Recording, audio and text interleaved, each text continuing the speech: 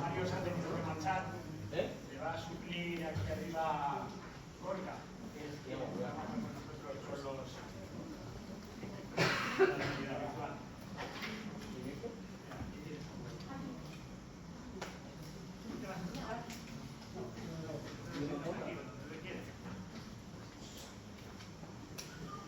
Bien, pues muchas gracias, María, por tus palabras. Es verdad que vamos mal de tiempo y uno tiene que... La ventaja que tiene de hablar al final es que lo ha escuchado todo y ha aprendido mucho. La desventaja es que no tiene tiempo para decir lo que quería decir. Pero estas cosas pasan y uno tiene que saber manejarse en estos escenarios.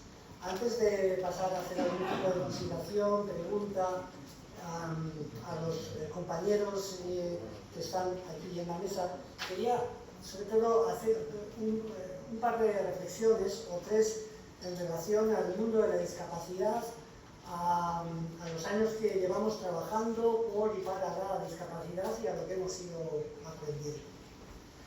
En el año 1989 yo trabajaba en el Centro Nacional de Recursos para la Educación Especial del Ministerio entonces de Educación y Ciencia, y estábamos a punto de sacar a la luz una ley, la Ley Orgánica General del Sistema Educativo, conocida por LOCSE, que pensar en qué año estábamos, 1989-1990, siglo pasado, todavía quedaban 10 años para el año 2000. Trajimos a un alto inspector del Reino Unido para que evaluara el texto que se había elaborado. Pero era una ley que cambió muchas cosas. Cambió, por ejemplo, la enseñanza obligatoria. Se pasó de 14 a 16 años, pero cambió en el ámbito de la atención a personas con discapacidad, introdujo el concepto de necesidades educativas especiales y fijó que todos los niños eran educables. Esto se nos ha podido olvidar, pero en aquella época había niños y niñas que no pasaban por un centro de educación especial, sino que pasaban por un espacio donde se trabajaba esencialmente desde una perspectiva de atención a la deficiencia más grave y demás. Bueno, pues este alto inspector inglés hizo un speech largo, él hablaba muy en castellano, y hay un momento en que al final dice: miren, ustedes han elaborado una ley fantástica, creo que se adapta muy bien, yo conozco bien la legislación europea, educativa, y sinceramente les tengo envidia. Han hecho ustedes un brillante ejercicio de adaptar el sistema educativo a las necesidades que tiene este país. Y dijo él: pero ustedes van a tener un problema. Y se cayó, como yo voy a hacer ahora. Un problema grande van a tener. Y cuando arrancó a hablar, dijo: ustedes imagínense que hay una hecatombe nuclear, pero ese armamento nuclear no elimina a las personas, sino que destroza los edificios, destroza el hormigón, el cemento, los cimientos, y los seres humanos estarían por las grandes extensiones de tierra diciendo: ¿qué hago? Dijo él: menos unos, los maestros, que cogerían un palo, harían un rectángulo y dirían: este es mi aula y el que entra aquí es mi alumno, y aquí mando yo. Este es uno de los graves problemas que ha tenido en general la educación, que sigue teniendo y que tiene la atención, no solo la educación, sino la atención a las personas con discapacidad, y sobre todo a infancia, primera infancia y adolescencia. La visión celular compartimentada, encapsulada de nuestra visión. porque prima qué profesión tengo, prima qué sé o qué creo que sé, prima la jerarquía, el estatus, a el objetivo que tiene mi atención diaria. Por lo tanto, un primer obstáculo que hemos tenido y vamos a seguir teniendo, incluso para la aplicación de todas estas innovaciones que nos estamos viendo hoy, tiene que ver con el celularismo. Y lo que hace otro y representa una innovación no me mola. Y la voy a mirar con desconfianza, porque no la hemos inventado, creado, gestionado nosotros. Lo ha comentado Leandro antes cuando ha hecho alguna referencia. Un segundo elemento que es especialmente importante de cara al futuro tiene que ver con la omnipotencia. Los profesionales que trabajamos en el mundo de la educación, pero en el mundo de la atención a la infancia con algún tipo de discapacidad, tendemos a pensar que ya lo sabemos todo. Tendemos a pensar que una vez que hemos adquirido los conocimientos, que tenemos una titulación, que hacemos unos cursos de formación y demás, y que tenemos nuestro despacho, nuestro gabinete, tendemos a considerar que vienen con muchos cantos de sirena, pero yo lo sé todo. Y esto genera un riesgo terrible y dramático, y es que hago tan rutinario el trabajo que no consigo los resultados que se podrían conseguir. Y me miro a mí en primera persona, no estoy señalando a nadie. La rutina, la inercia cotidiana hace, como bien decía María Eugenia, que estamos trabajando y no miramos a la persona a la que teóricamente tenemos que asesorar, que no la miramos, que no la miramos, que miramos una pantalla del ordenador. ¿De qué me sirve a mí lo que esa persona sabe, lo que supuestamente infiere de mis necesidades, si no tiene el más mínimo compromiso con ajustar su mirada a la mía? Porque a lo mejor ve ese día que estoy llorando. Y un tercer problema, celularismo, omnipotencia, tiene que ver con algo que aquí debemos aprender. Contar lo bueno, innovador, creativo que es un determinado proyecto no es suficiente para transferir conocimiento. La formación se ha relacionado casi exclusivamente con un contexto como este, en el que alguien que sabe cuenta a otras personas que saben menos algo que ha aprendido. Pero no basta, lo decía antes Leandro, no basta porque hoy yo me voy con la idea de que hay innovaciones, hay cosas importantes y demás, pero yo el lunes estoy en mi despacho con mis rutinas, con mis horarios, con mis cosas, en un contexto además, María Eugenia, en el que a veces vemos muy pocos avances en nuestro trabajo cotidiano.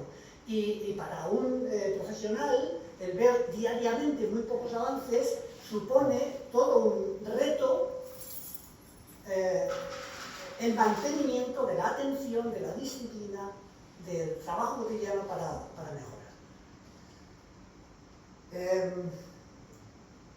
Termino ya con dos proverbios y unas enseñanzas. El primer proverbio tiene que ver con lo que hemos visto aquí. Hay veces dicen que los dioses, cuando quieren castigarnos, nos conceden nuestros deseos. Digo esto porque muchas de las personas que estamos aquí nos vamos a ir a casa con la sensación de que somos unos pringaos, porque hay cosas que se están haciendo, innovaciones que se están poniendo en marcha, proyectos que están sacando adelante, mejoras impensables hace nada, y no sé la accesibilidad que voy a poder tener a ella.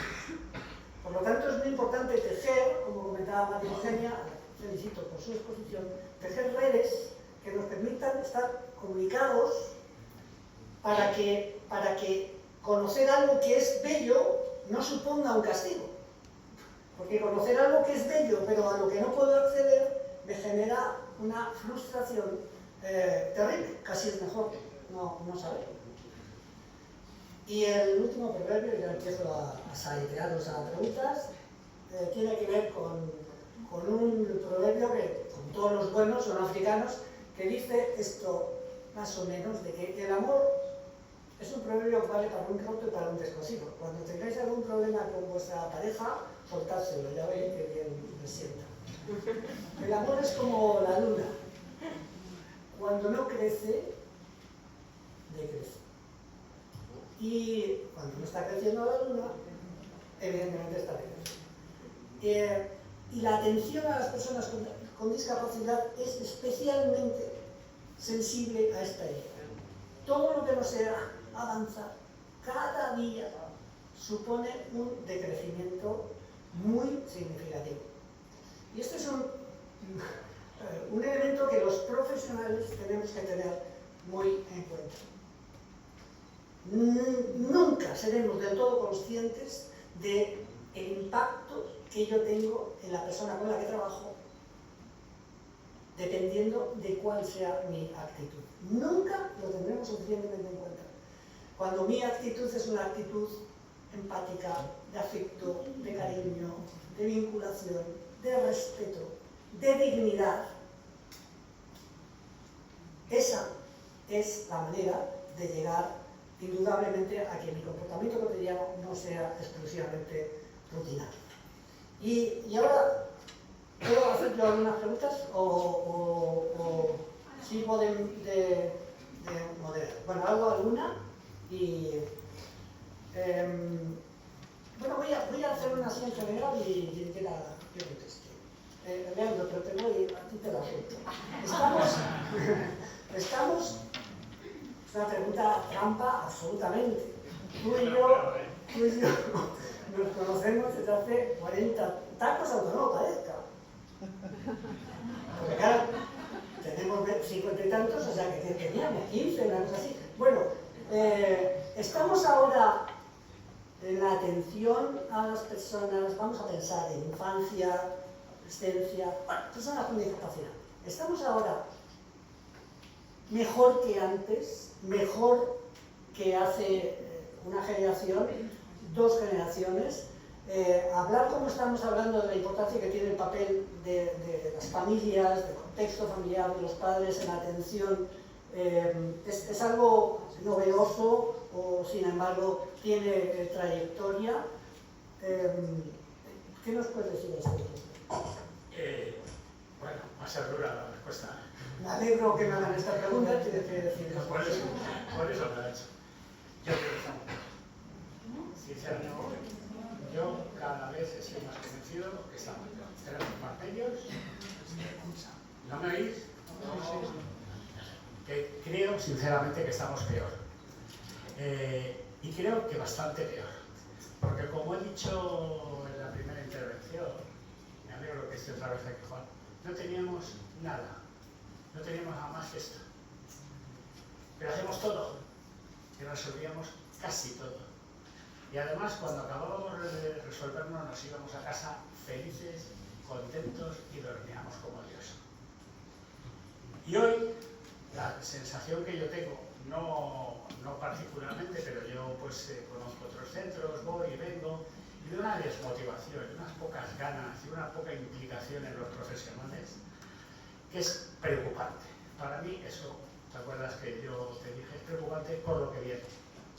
Y por lo que me parece que es una falta de no cubrir el derecho que tienen las personas que dependen de nosotros en este sentido. Y eso me parece que no es justo. Y en ese sentido sí que creo que es peor la situación, mucho peor. Porque antes, evidentemente, nosotros, acuérdate que nosotros nos chupábamos las tardes pintando dibujitos para ponernos en las paredes porque no teníamos cuadros. Entonces, y lo hacíamos con una sonrisa y con una alegría y tal. Eso yo no lo veo. Yo estoy harto de ir a visitar centros porque he quedado con uno, porque voy a dar una charla. Veo a la gente por los pasillos, perdiendo el tiempo, los chavales como pollos sin cabeza. ¿Y dónde están los profesionales aquí? ¿Y dónde está la situación? Yo he vivido situaciones, y Lori y yo nos hemos dedicado unos años, sé que es fuerte y que no soy nada políticamente correcto, pero no me importa. Siempre he sido así que mi mujer. Yo no he sido nunca políticamente correcto, ni lo voy a ser. ¿Verdad, Juan? Juan, no sé si me oye. ¿A que no he sido nunca políticamente correcto? No.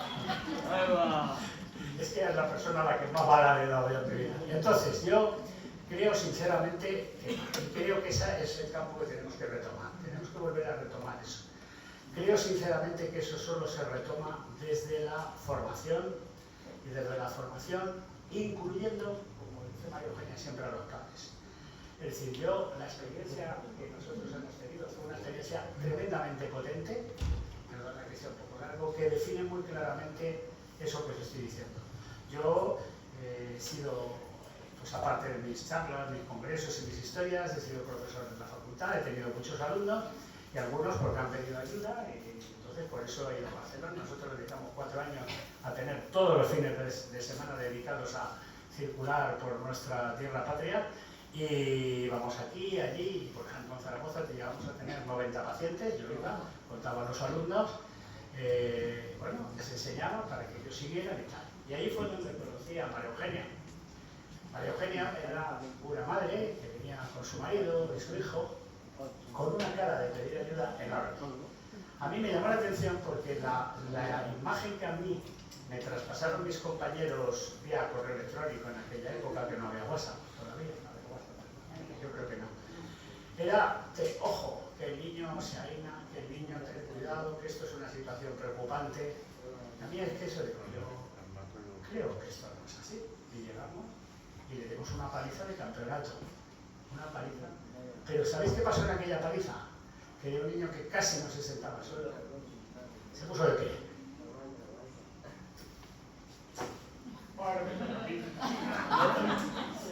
Bien. Sí, porque son emociones de tu vida, ¿no? Y entonces cuando tú vives eso y ves a los padres llorar y ella dándose cabezazos por la pared, el marido igual, Lori llorando, allí todo el mundo lloraba, pues entonces dices, joder, es que estamos haciendo las cosas muy mal, muy mal.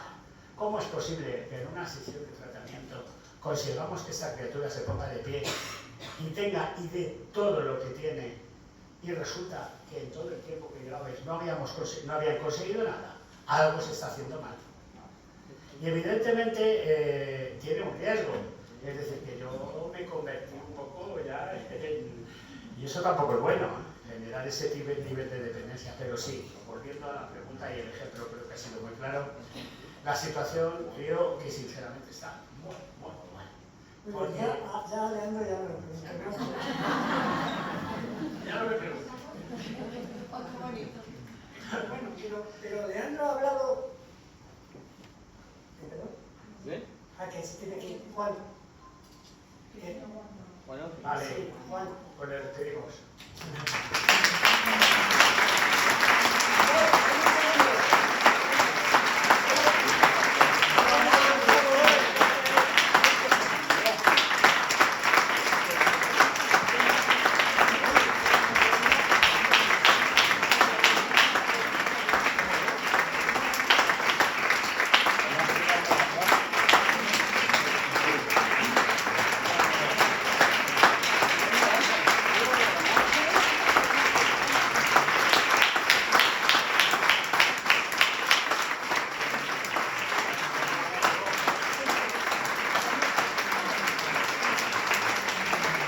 Pues, me vamos a dejar que se vaya, pero Juan, déjame que te diga una cosa.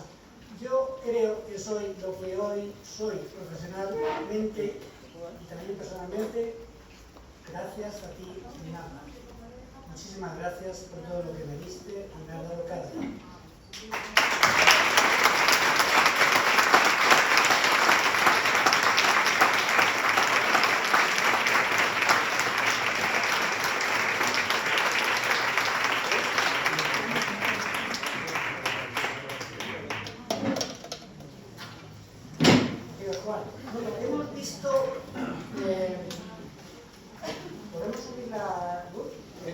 Sí, Miguel. Allí. Hemos escuchado cosas verdaderamente potentes. La miotenofasiotomía, de la que nos ha hablado Leandro y que nos ha permitido ver en muy pocos días y a veces en muy pocos meses cambios muy significativos en la vida de las personas. Hemos conocido que cortamos cuerdas ahí en ese tipo de procesos. Hemos escuchado a Noemí hablar de la neuromodulación y de los problemas que en el pelo te genera la grasa que te ponen y toda esa serie de cosas. Hemos oído hablar de la gestión de las emociones a Sandra, hemos escuchado a Leandro hablar de neurociencia, a Mario de una auténtica revolución que ya tiene tiempo, que es la realidad virtual, pero que, como bien comentaba María, es una realidad muy accesible hoy en día para mejorar la cantidad de aspectos que tienen que ver con la vida de las personas.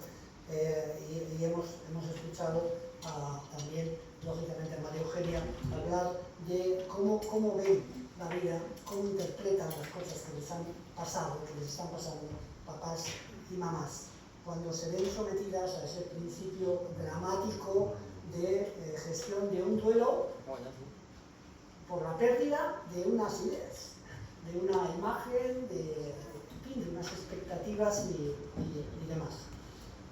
Noemí, cuéntanos, la neuromodulación. Tú nos has hablado de la cantidad de ámbitos, de dolencias, de circunstancias para las que tiene una aplicación. Cuéntanos algún ejemplo de una experiencia que tú hayas tenido, que te venga a la cabeza, pero que te parezca significativa en cuanto al impacto, a consecuencias de un tratamiento con neuromodulación. Vale, pues... Por poner nombre, imagen a personas, ¿no? Este caso no es mío, aparte de que os he dicho de mi sobrino, pero mi padre hace relativamente poco tuvo en tratamiento un hombre que no podía, por una neuropatía, no se podía poner algo tan simple, que lo solemos hacer muy a menudo, no se podía poner a 4 patas para poder recibir el tratamiento de Boita en una de las posiciones. Pues se le hizo la craneal y después de 5 sesiones se encontraba muchísimo mejor, y el resultado a largo plazo de 10 sesiones fue que ahora este hombre, aunque sigue con el dolor, pero sí que es capaz de mantener una posición de 4 patas de cuadrupedia que los niños no están, o nosotros mismos, si os digo poneros todos a 4 patas, podríamos, con estos dolores de rodillas y eso, pero podríamos hacerlo así, pero podríamos. Eso es muy significativo, en muy poco tiempo, algo que no se conseguía, lo llegó a conseguir. Y evitándose una cirugía, claro, que esa es otra. Es que estamos hablando de una técnica que, para los que no somos expertos en este tipo de cuestiones, lo que viene a identificar es que efectivamente seleccionamos unas zonas del cerebro donde vamos a generar una sobreestimulación o hiperestimulación a través de un casco y esta persona puede hacer su día a día tranquilamente y está siendo bombardeado en una determinada zona, generando a veces inhibición y en otras ocasiones activación de... Claro, que esto es brutal, ¿no?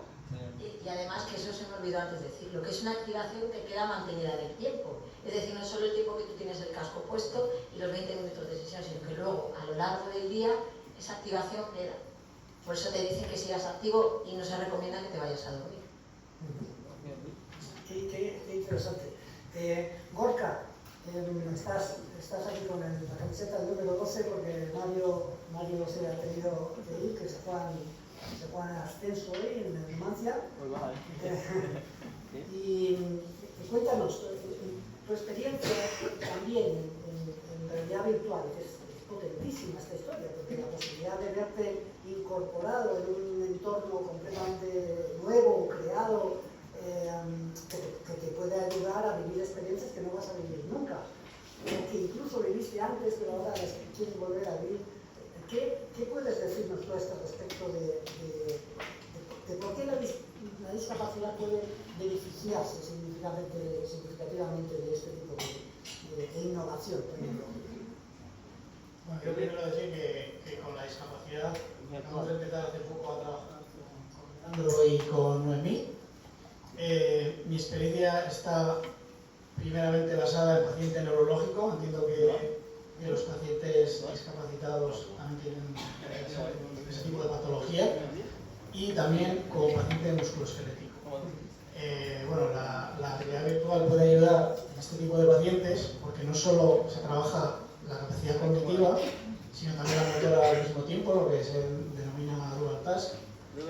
Y bueno, también la realidad virtual, el hecho de estar en un espacio completamente distinto al espacio actual o real, a través de una técnica que se denomina embodiment, el propio paciente puede vivir experiencias que no vive en la vida real, y es posible estimularle de una manera diferente para forzarle a realizar una serie de ejercicios que no es lo mismo, como decía Mario antes, no es lo mismo decirle a un paciente que levante el brazo que un videojuego en este. Estamos quedados con el. A ver, hola. Vale. El propio juego le fuerce a hacer ese movimiento. Vale, ¿funciona? Sí. Entonces el propio juego le fuerza a hacer ese movimiento, y eso lo que hace es generar adherencia. Y esa adherencia que también comentabais antes es importante para seguirla en el tiempo. No que la haga una vez y no la vuelva a realizar, sino que eso perdure. Y eso hace que aumente la neuroplasticidad y esas conexiones neuronales se mantengan también en el tiempo. Y bueno, eso sería básicamente. Pero qué interesante. Fijaos, vosotros conocéis a Carolina Marín, esta campeona olímpica y campeona mundial de badminton. Carolina, yo creo que yo he tenido la oportunidad de hablar con ella, la llevamos al Colegio de la Psicología en una ocasión para hablar de su experiencia en el trabajo mental, a través de la psicología del deporte. Carolina, antes de ganar, si no recuerdo mal, su primer mundial, se lesiona unos meses antes y está prácticamente inhabilitada para poder competir. Y una de las terapias que se puso en marcha fue la de la práctica imaginada. En este caso, sin realidad virtual, pero la realidad virtual tiene que ser total.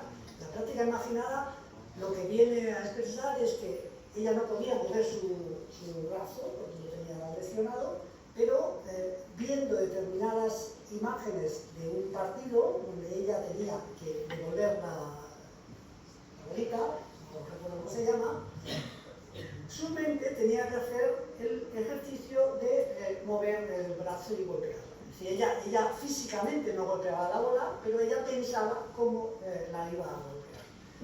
Y esto, claro, generaba efectivamente una activación muscular que le impidió perder masa muscular y seguir manejando. Esta mujer ganó el campeonato del mundo después de este trabajo.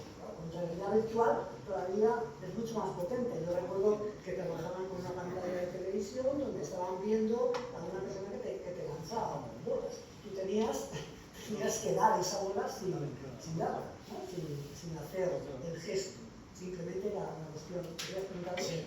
Permítame que interrumpa un poco. Mira, esto, la importancia que tiene fundamentalmente está basada en un elemento muy sencillo. En el año 1990, Rizzolatti, un científico italiano, que estaba trabajando otro tipo de trabajo, estaba trabajando con monos, y resulta que uno de sus asistentes, de sus compañeros, sacó un plátano y un sándwich para desayunar. Y entonces, en ese mismo momento, uno de los monos empezó a imitar el mismo gesto que estaba haciendo el otro comiendo el plátano. Y este, como era un sabio, dijo, aquí hay algo. Y ahí, a partir de ahí empezó un descubrimiento y aparecieron las famosas neuronas espejo, que es el verdadero sistema de aprendizaje. Y eso es lo que la realidad virtual nos permite en este caso. Cuando un chaval le ponemos las gafas y ve sus manos, imagínate, imaginaros que yo tengo una mano hemiparética, pero yo me pongo las gafas y las dos manos que están aquí son dos manos que se mueven normalmente. ¿Qué sucede? Que si yo voy a coger, como decía María, esa taza de café, ¿qué están viendo mis ojos? Una mano que coge una taza de café y mi mano parética que empieza a hacer esos movimientos. Pero no es lo importante la mano, lo importante es lo que se está programando aquí. Y eso es muy parecido a lo que tú estás hablando. Claro, eso lo hacen los deportistas mucho. Cuando un futbolista va a tirar un penalti o va a tirar una falta, fijaros que antes de tirar, hace una serie de pasos, tiene un grito y para. Yo, que he sido entrenador de la selección española de tiro con arco, les entrenaba así, antes de tirar. Hay que tirar 2 flechas antes, con la mente, antes de tirarlas con el cuerpo. Y eso es fundamental para nuestro cerebro, pero lo estáis haciendo todos los días. Yo voy a coger esta botella, y antes de coger esta botella, mi ideomotricidad interna ya lo ha programado. Y ya, previamente a lo que voy a hacer, ha desencadenado una respuesta. Por eso para nosotros, a nivel de rehabilitación es fundamental, ¿lo entendéis? Porque en ese momento el proceso de aprendizaje cambia, pero de una forma brutal, y las sinapsis se empiezan a multiplicar. Eso es la neuroplasticidad. Y esas son las virguerías que hoy sí que se pueden hacer. Muy bien. Hace unos años salió al debate público el concepto de Second Life, el vivir una segunda vida en un entorno virtual. Y aquello fue también muy cuestionado porque muchas personas acababan enganchándose en la segunda vida porque vivían mejor lo seleccionaban, porque querían vivir en esos contextos y no la pobreza de la vida cotidiana. Sandra, nos has hablado de apego, vínculo, emociones, pero has hecho unas observaciones, yo creo que valientes, en relación a algo que comentaba yo también en la introducción, que es el tema del compromiso, la implicación, el vínculo con, en este caso, el niño o la niña con la que estoy trabajando. Ellos lo captan y genera también una suerte de conectividad, en este caso no solo emocional, ¿no?, sino también comportamental, que ayuda en gran medida. Yo creo en ti. Este profesional que le dice al niño, yo creo en ti. Eso tiene mucho que ver, ¿no?, con lo que comentabas. Claro, muchas veces de una de las cosas que hablamos, ¿no?, de este mundo que no es multidisciplinar, que pasa con muchos profesionales, es que en psicología se trabaja mucho con el vínculo. Uno de los principales objetivos, yo a los padres siempre les digo, el principal objetivo para mí, nada más iniciar la terapia, es el vínculo que yo creo con ese niño o esa niña, porque si eso no existe, ya puedo ponerle puzzles, muñequitos, que si el juego que más le gusta o los dibujos que más le gustan, que no voy a generar confianza. Entonces, si yo no genero confianza, ese niño, primero, muchas veces en su cabeza es como, sé lo que tú digas, aunque no lo puedan verbalizar, me da exactamente igual, no me interesa, quiero que esto acabe, y irme. Y por otro lado, efectivamente, esa parte de yo creo en ti, de tranquilo, vamos a hacer esto, vamos a hacer lo otro, porque los niños, verbalicen o no verbalicen, están sufriendo, ellos también son conscientes, y yo creo que esto lo decías, ¿no, María Eugenia?, de que me están mirando, de que tengo que venir, mi hermano va a piscina solo y a jugar a tenis, me da igual, y yo vengo a esta terapia y vengo a aquella y estoy en este cole por las mañanas y este niño tampoco camina igual de bien que yo, pero este sí que dicen que camina bien. Entonces toda esa parte del vínculo lo que genera es una seguridad en el niño. Por eso es tan importante, tanto sea una discapacidad como no, que todas las figuras de apego, sean familia o sean profesionales, le brindemos esa seguridad y esa tranquilidad a los niños, sea por el motivo que sea que estén con nosotros trabajando. Y esa parte de autoestima que también mencionaba antes tiene que ver con eso, porque muchos de vosotros y vosotras lo sabéis, los niños pasan por cantidad de terapias, cantidad de profesionales diferentes y muchas veces ese vínculo no se le da la importancia. Y también quiero hacer un pequeño hincapié y ya acabo. Una de las cosas que discutimos mucho en AECO es precisamente esa falta de motivación por parte de los profesionales, genera muchas veces, y esto yo me lo he encontrado y también algunos se pueden enfadar o sentir mal por ello, pero muchas veces llegamos tanto el fisio como el logopeda, como profesores, que yo también trabajo mucho con tutores y tutoras de los niños en el ámbito escolar. Llego, hago mi trabajo, bueno, hasta luego, mañana es otro día. Y esta parte los niños lo observan, y si tú no le das la importancia que tiene la educación, al trabajo fisioterapéutico que hagamos, logopédico, psicológico, pues el niño menos lo va a hacer. Ojo que este tipo de cosas son especialmente relevantes, especialmente importantes. Como yo he comentado muchas veces a mis alumnos de magisterio, alumnos y alumnas, que cada clase que tú das es una experiencia irrepetible, ¿eh? Ya no se va a repetir. Y tú eres un modelo, eres un ejemplo de cómo hacer las cosas. Bueno, no se trata de poner el listón tan alto que te conviertas en un super héroe de tu profesión, pero sí tienes que saber que tienes que aprovechar los momentos en los que estás influyendo en personas para influir con el corazón también, salvaguardando que podemos tener malos días. Esto es indudable. Bueno, ya estamos terminando. Veo a la directora técnica que está ya con ganas de decir hay que cerrar. María, te doy la palabra. Tampoco quiero contar. Pero sí que es verdad que podemos dar paso a las preguntas de... Perdón. Estupendo, claro que sí. Disculpad. Venga, pues vamos a ir. Disculpad todos, disculpad que he arremetido de esta manera, os pido. Hola, buenos días. Gracias a todos y sobre todo a vosotros por esta mañana tan espectacular.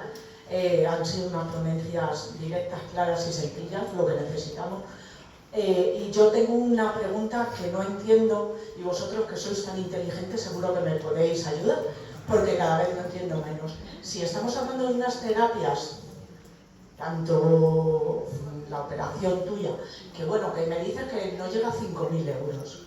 No pueden 5.000 más el tratamiento de fisioterapia, pero son 5.000. Una prótesis de rodilla es una pasta y se está poniendo constantemente en todos los hospitales, yo qué sé, un día sí, el otro también, y a media mañana y a media tarde. Y el casco famoso tuyo, igual. Realmente, si le tuviera la seguridad social y te hubiera unos profesionales que los hubiera dotado de esa formación, no sería dinero para la seguridad social. Para un padre desesperado sí, pero con una seguridad social no. No entiendo por qué no se está haciendo. Vosotros, ¿qué os dicen? Claro, y que os cabrea. Te lo cuento muy breve. Muchas gracias y perdonadme. No, has hecho una muy buena pregunta, porque es además muy sencilla de responder. Yo he hablado antes de motivación. Para yo poder poner un casco, como decís vosotros, que realmente estamos hablando de la TDCS, yo me he tenido que formar. Yo he tenido que dedicar muchos fines de semana de mi vida y muchas horas de mi vida, y eso lo sabe mi mujer, a ir a estudiar, a hacer otro tipo de cosas que yo no puedo hacer porque ella me cubre las espaldas. Entonces, si un profesional no tiene claro que una vez que sale, que también lo habéis comentado aquí, tiene que formarse y tiene que seguir, pues no hacemos nada, porque al final nos quedamos en lo que estamos. ¿Por qué no lo hace la Seguridad Social? Bueno, pues es que sinceramente no es por dinero, es por dejadez. Y sigo siendo políticamente incorrecto, pero es una dejadez absoluta. Dejadez de los políticos, porque esto les importa un pito, pero un pito así de grande como toda esta sala. Los primeros. Los segundos, bueno, yo vengo a votar. Eso sí, mira cómo cuando tenemos que hacer una operación, por ejemplo, de cambio de sexo, que eso está de moda, ahí no tenemos ningún problema. Mira cómo, por ejemplo, hay otras como los trasplantes. Oye, mira, somos el país de Europa que más trasplanta. Yo llevo un niño a trasplantar, afortunadamente. O sea, no me puedo quejar. Pero es que, sinceramente, hay para todos. Pero es el interés. Si es lo que estoy diciendo desde el principio. Esa falta de motivación no solamente está en los que de una forma directa trabajan con los chavales, también es una forma de falta de motivación. Si yo te contara algunas de las cosas que algunos de mis compañeros, donde yo ya no puedo ni siquiera ir a hablar con ellos, a mí me han dicho, pues entonces tú ahora mismo saldrías con la metralleta, como me decía mi Vera Asturi, y decía hay que convertirse en terrorista. Porque claro, bueno, vamos a ver, Es decir, ¿cómo es posible? Me han llegado a venir a la clínica compañeros míos, médicos, traumatólogos, que están, te lo digo así de claro, y además lo saben, porque ya cuando vamos a los congresos me dicen, ¿ya vienes a criticarme? Digo, sí, y te criticaré toda la vida. Y me han traído a su sobrina para que les trate. Digo, ¿y por qué en la seguridad social no hacer lo mismo? ¿Por qué les mandas un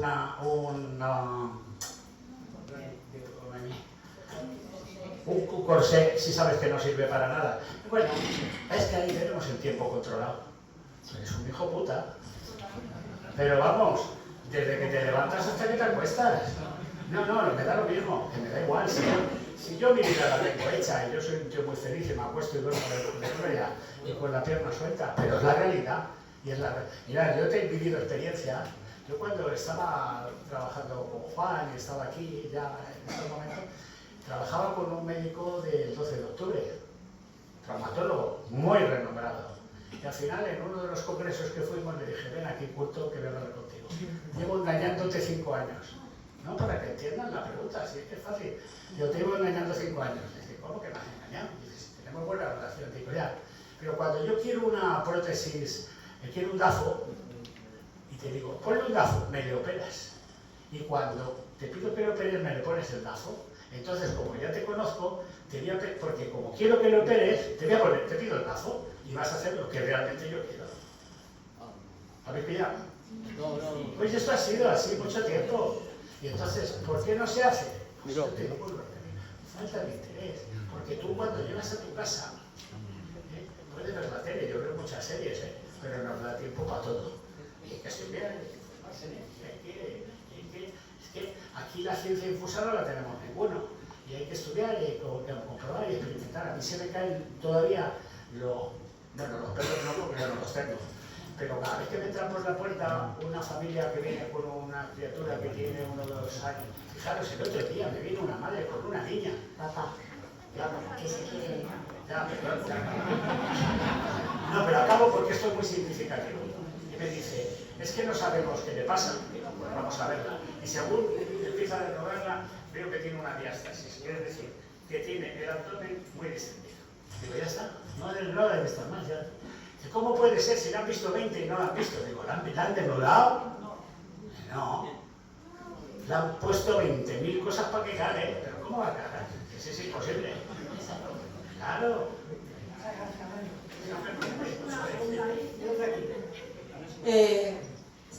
Sí, una cosa muy breve. Yo también voy a por el tema de la neuromodelación y por el tema de la biotecnología. Entonces, es una duda que me surge, ¿vale? Después de escuchar dónde aplicáis los ejemplos que nos habéis puesto y demás, veo que o son niños, solo han salido niños, o personas que han adquirido luego por ictus o neuropatías y demás. Y yo me pregunto, una persona con parálisis cerebral infantil, con 30 y tantos años, una hemiplegia, sigue funcionando, puede extender su brazo, abrir su mano, que la plasticidad neuronal se ve a largo plazo, o simplemente se puede hacer en niños de 4 o 10 años. Te contesto yo, que soy más breve. A ver, el casco, para así que todos nos entendamos, la neuromodulación, se puede hacer exactamente igual. Fíjate, está más contraindicado en niños pequeños. Tenemos que esperar una edad. En adultos se puede hacer sin problema de ningún tipo. El caso que te he dicho de la neuropatía, bueno, a lo mejor le preguntas si tiene 40, pero tiene en torno ya a unos 60, ¿vale? O sea, son gente mayor. Adquiridos también. Y la miotenofasciotomía se puede hacer, pero lo que tú antes pasas es el triaje, que te lo hace el médico, te lo hace Igor. Si él ve que no es efectiva, no te va a ir a la terapia, ¿sabes lo que te quiero decir? No te va a hacer que te operes. Pero primero ahí sí que tienes que ir pues como vas a consultar conmigo, te quiero decir, yo tengo una consulta privada, tú vienes y si yo no te puedo atender porque te sale los osteópata, yo te voy a derivar. En este caso es igual, pero se puede hacer independientemente de los años. No hay nada que te diga que no la puedes hacer, ni la miotenofasciotomía, y en el caso de la TDCS es la edad, que son 3 años, te quiero decir que no. Muchas gracias, Noemí. Hay una palabra por aquí. Sí.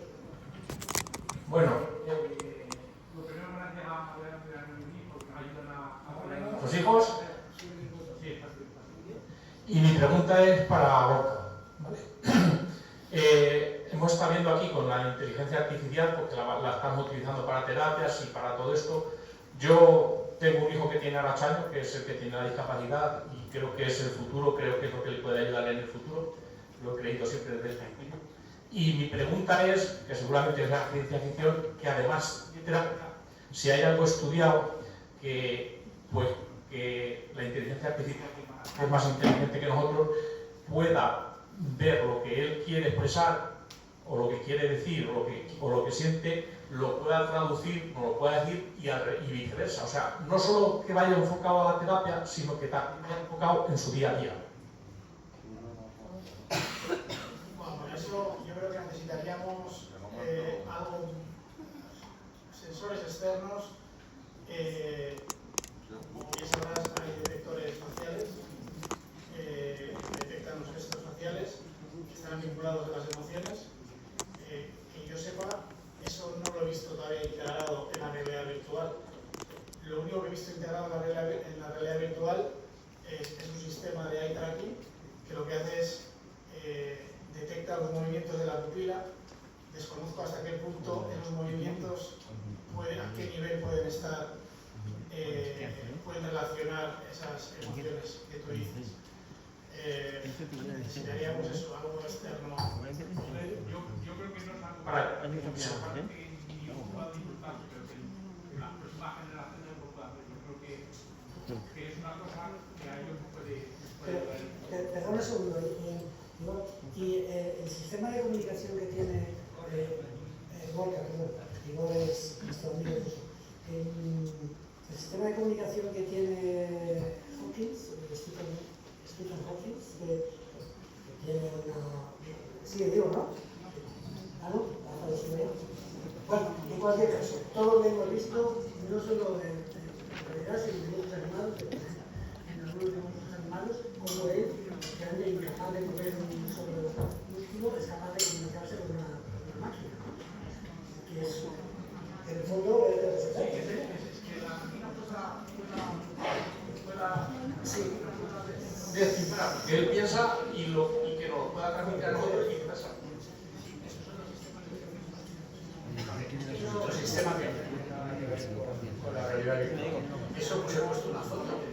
No, estoy hablando de la pregunta es que si es la realidad virtual. No. Hay otros sistemas que son los sistemas de biofeedback hombre-máquina en los que se están trabajando. Con lo cual, lo que sí es cierto es que aunque no haya emisión, tú sí te puedes trabajar con un ordenador que va a ser capaz de interpretar tus sentimientos de tal forma que los escriba en la pantalla, o no en la pantalla, sino que salgan verbalmente, o sea, que salgan por un sistema de comunicación. Eso sí se está trabajando, pero está en forma experimental, pero hace bastante. Es muy difícil porque todavía nos cuesta mucho trabajo, no conocemos en el mapeo cerebral toda esa información todavía.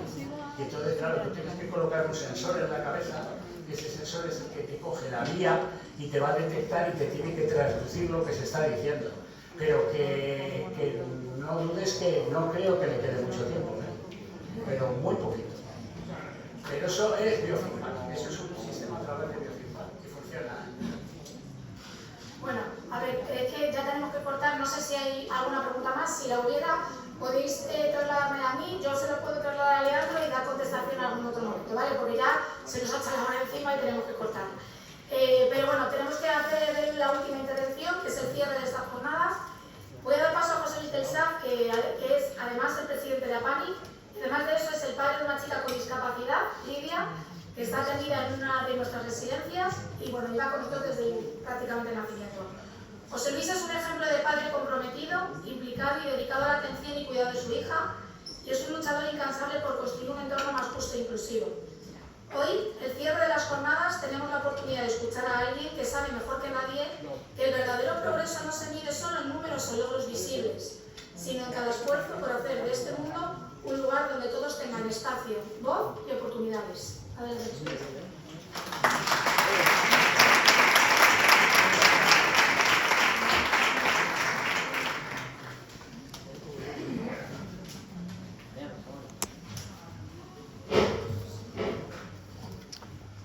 Gracias, María. Tú tan atenta y tan eficiente posible. Muchas gracias a todos los ponentes y a nuestro querido José Antonio.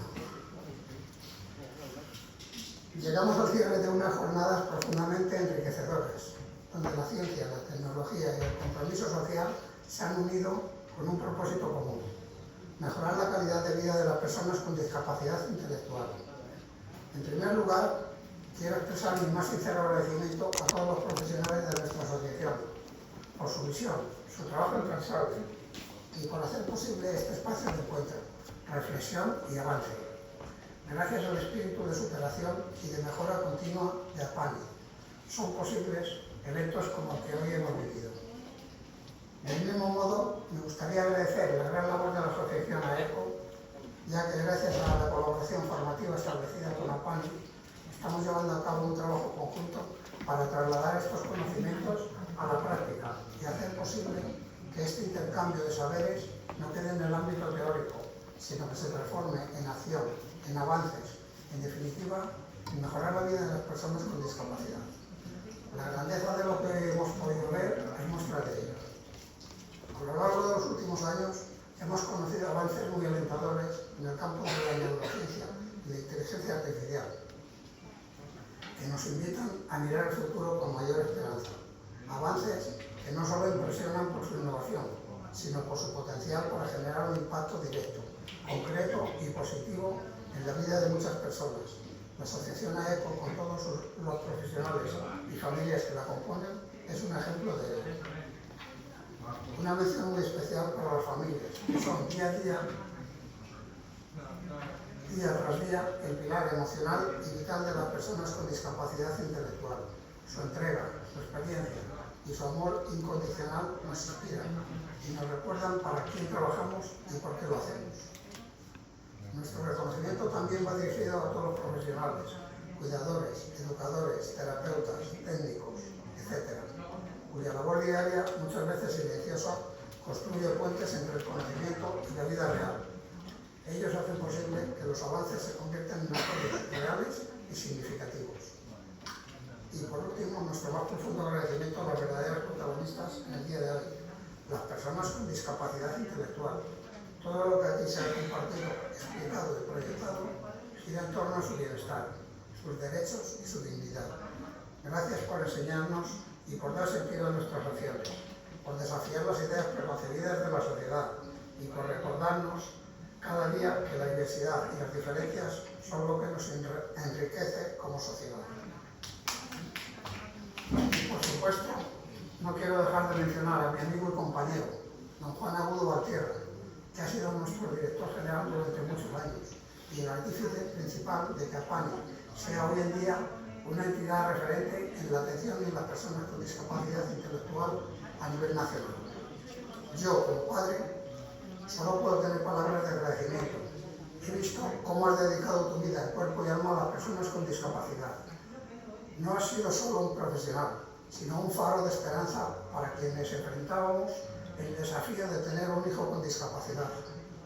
Demostrado que cada individuo merece respeto, apoyo y oportunidades para crecer. Gracias a todas y a todos por formar parte de esta jornada. Nos vamos con la certeza de que juntos, desde distintos ámbitos y miradas, seguimos avanzando hacia un futuro más justo, más humano y más inclusivo. Muchas gracias y hasta la próxima.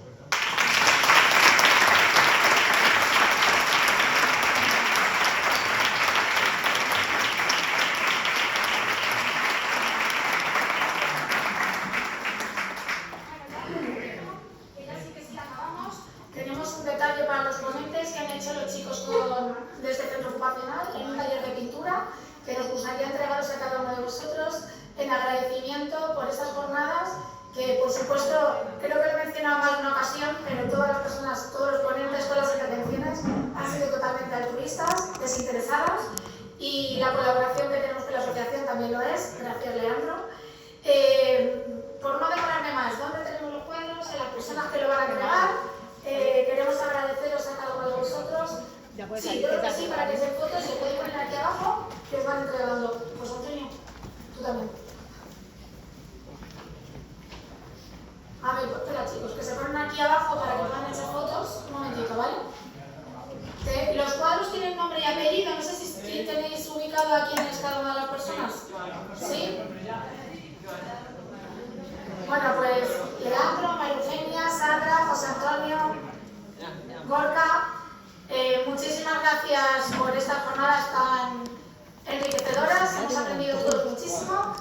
agradecimientos queremos entregar un detalle para que os lo llevéis a vuestra casa. Gracias.